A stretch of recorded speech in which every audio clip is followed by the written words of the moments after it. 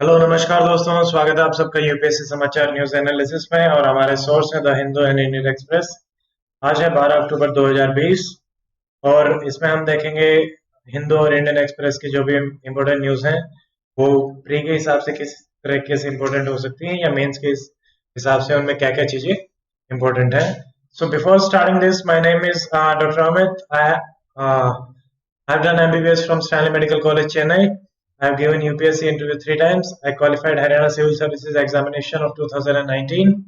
And you can follow Dr. Amit Academy on Facebook, Instagram, and Telegram. I have given the link in the description section.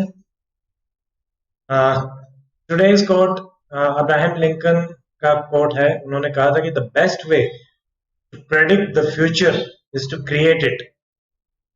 हम सोचते रहते हैं कि future में ये होगा वो होगा, या हम कुछ चाहते हैं, हमारी कुछ इच्छाएं होती हैं, काश हमारे भविष्य में ऐसा हो। फॉर एग्जांपल, आप सिविल सर्विसेज की तैयारी कर रहे हैं तो आप चाहते हैं कि आप भविष्य में आईएएस बने, आईपीएस बने। तो अब्राहम लिंकन कहते हैं कि सबसे अच्छा जो तरीका है फ्यूचर को प्रेडिक्ट करने का कि क्या होगा, तो वो है उसको क्रिएट करने का। क्रिएट कैसे किया जा सकता है? By focusing on your goal, your aim. उसको ऑर्गेनाइज्ड वे में प्लान किया जाए, हर चीज को शॉर्ट आउट किया जाए, क्या क्या उसकी रिक्वायरमेंट्स हैं उनको फॉलो किया जाए, एक्शंस लिए जाएं। अगर आगे जाके कोई लेकुनाज हमें मिलते हैं उनको फाइंड आउट किया जाए, दूसरे लोग जो राय देते हैं उनको भी ओपनली सुना जाए, क्रिटिसिज्म को सुना जाए, और रेगुलर मोटिवेशन के साथ काम करते रहना चाहिए। तभी हम जो फ्यूचर सोचते हैं वो क्रिएट कर पाएंगे, और यही सबसे बेहतरीन तरीका होता है। और अगर आप काम नहीं करेंगे तो वो फ्यूचर क्रिएट नहीं हो सकता, ये भी रियलिटी है। तो टुडेज फर्स्ट न्यूज ये है about paper strip virus test है। ये जल्दी ही लॉन्च किया जाएगा, ये हमारे हेल्थ मिनिस्टर हर्षवर्धन जी ने कहा है। इसमें हमारे पास है Feluda Feluda paper strip test for SARS COVID 2 डायग्नोसिस। सीएसआईआर आईजीआईबी ने इसको डेवलप किया है। प्री के हिसाब से ये इंपॉर्टेंट है। इसकी 96% सेंसिटिविटी है, 98% स्पेसिफिसिटी। तो इसमें ये चीज ध्यान रखनी कि 100% कुछ भी नहीं है, ये होता भी नहीं है। तो यूपीएससी में अगर प्री में कोई सवाल बनेगा तो अगर इसमें दो तीन ऑप्शंस देगा तो उसमें एक ऑप्शन ये देगा कि 100% स्पेसिफिक, 100% सेंसिटिव। तो उसको हमें गलत करते हुए उसके आंसर्स ढूंढने हैं। Second news is about Kashmir tourism takes baby step to normalcy. तो इस न्यूज को आप देख सकते हैं कैसे कश्मीर में आर्टिकल 378 को हटाने के बाद, उसमें चेंजेस करने के बाद, रीऑर्गेनाइजेशन एक्ट जो लेके आया गया था, उसके बाद वहां पे लगातार आर्मी प्लेस की गई है। और अब धीरे धीरे कश्मीर का जो टूरिज्म है वो नॉर्मलसी की तरफ बढ़ रहा है, वो बहुत जरूरी भी है। और गवर्नमेंट वहां पे हेल्थ, एजुकेशन और बेसिक इंफ्रास्ट्रक्चर पे भी फोकस करने का पूरा प्लान कर रही है और स्टेप्स भी लिए जा रहे हैं। और होपफुली कश्मीर में सिचुएशन धीरे धीरे बेहतर ही होगी। Then the news is about pandemic and the collective consciousness. ये एक एडिटोरियल है द हिंदू का। इसको आप देख सकते हैं, ये मुझे बहुत अच्छा एडिटोरियल लगा। इसमें जैसे कि कोविड-19 से इवेंचुअली कैसे आपके इकोनॉमिकल और पॉलिटिकल इम्पैक्ट्स बन रहे हैं, और कैसे सोसाइटी की जो स्ट्रक्चर है या कलेक्टिव कंसाइंस है वो चेंज हो रही है। पहले एक दूसरे से मिलना बहुत नॉर्मल होता था, बाहर जाना बहुत नॉर्मल होता था, फियर नहीं होता था। बट अब पब्लिक स्पेसेस में ये चीजें देखने को मिल रही हैं। तो ये आर्टिकल आप पढ़ सकते हैं। Then there is a news about in Belarus जो वुमेन लेड प्रोटेस्ट है, कि वहां पे एक स्ट्रॉन्गमैन है लुकाशेंको। उन्होंने वुमेन्स को वीक कहा कि वो पॉलिटिकली लीडर्स नहीं बन सकती, तो उसके अगेंस्ट ये प्रोटेस्ट आपका चल रहा है। तो यहाँ से एग्जांपल आपका आता है जेंडर, जो कि सोशल इश्यूज मेंस पेपर 1 के लिए इंपॉर्टेंट है, वहां पे ये एग्जांपल आप यूज कर सकते हैं। ऐसे में भी एग्जांपल आप ये यूज कर सकते हैं। Then there is a news about untold story of lockdown, जिसमें कि there is a sharp surge in the child trafficking। तो ये आप ध्यान रखिए, child trafficking in itself mains के हिसाब से बहुत इंपॉर्टेंट सवाल है। इससे रिलेटेड हमारा एक फंडामेंटल राइट भी है। कौन से राइट में ये आते हैं, प्लीज आप कमेंट सेक्शन में लिख के बताइए। एंड देन इसमें क्यों कर्ज के बावजूद भी there is a spike in intervention of the distress call, and the state government scramble to cope, man in the COVID hotspots, yet to set up monitoring system। ज्यादातर जो प्रॉब्लम है वो कोविड हॉटस्पॉट्स में ही है, क्योंकि वहां पे movement से रिलेटेड भी प्रॉब्लम्स हैं, और मॉनिटर करना तो ऑब्वियसली एक बहुत बड़ा इशू बन जाता है। तो चाइल्ड ट्रैफिकिंग, इसके पीछे रीजंस क्या हैं? चाइल्ड वल्नरेबल होते हैं, या फिर आपका एडमिनिस्ट्रेशन जो है वो लैकिंग है, और एक नेक्सस जो होता है ऑर्गेनाइज क्राइम का, counterfeit currency, child trafficking, bonded labour, इन सब का जो नेक्सस होता है वो भी साथ में रोल प्ले करता है। तो ये सारी चीजें आपको पता होना चाहिए। और इसको सॉल्व करने में हमारे क्या चैलेंजेस हमें फेस करने पड़ रहे हैं, और इसके सॉल्यूशंस क्या हो सकते हैं, ये आपके मेंस के हिसाब से इंपॉर्टेंट है।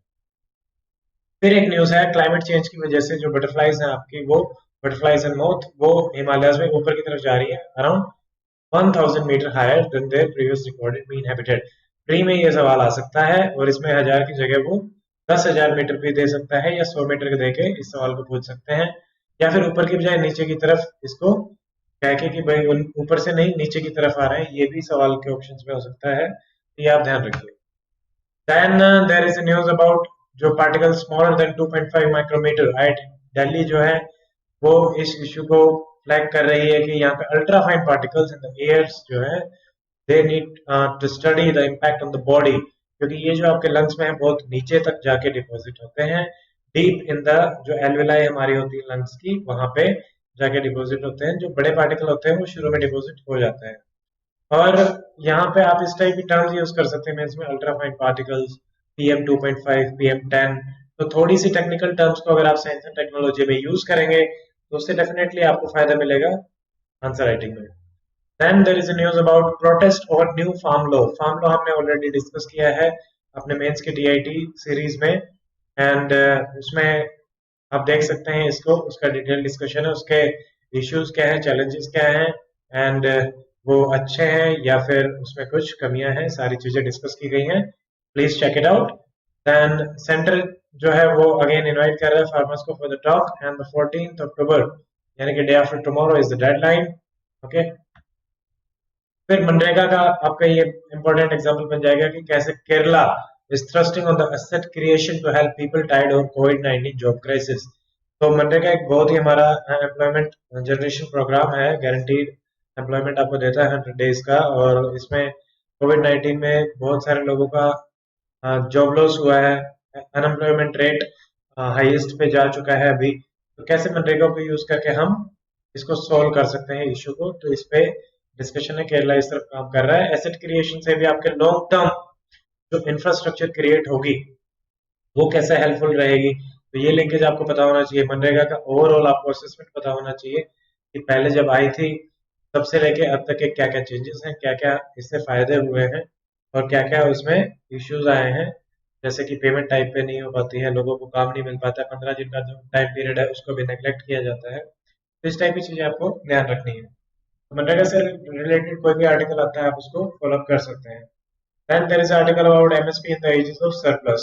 तो यहाँ पे government is buying of agricultural commodities was a crisis era policy। Today we need laws that gives farmer more space to sell their produce। New farm laws fit the bill। तो क्या इसमें positives pros discuss किए गए हैं? अगर आपने पहले से नहीं पढ़े हैं तो आप इसको देख सकते हैं इस आर्टिकल में, इसमें आपको अच्छे पॉइंट्स मिल जाएंगे। फिर आपका GST से रिलेटेड एक आर्टिकल है कि the federalism test for the future of centre state relation. Centre should borrow to fund states GST loss.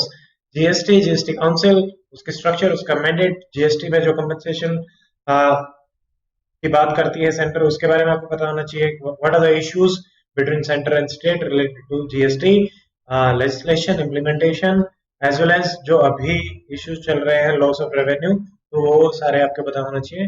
कैसे ये फेडरलिज्म के लिए बहुत इंपॉर्टेंट टॉपिक बन जाता है। ये डायरेक्टली आपका ऐसे में भी पूछा जा सकता है, मेंस में GST पूछा भी गया है, दूसरे तरीके से भी पूछा जा सकता है जैसा इस आर्टिकल में डिस्कस्ड है। So this is it in this section of our UPSC Samachar, and I hope you like this lecture, and if you like, please share and subscribe the channel. If you have any doubt, please comment. I'll try to address them. So see you tomorrow. Till then, stay fit, stay healthy. Goodbye. Jai Hind.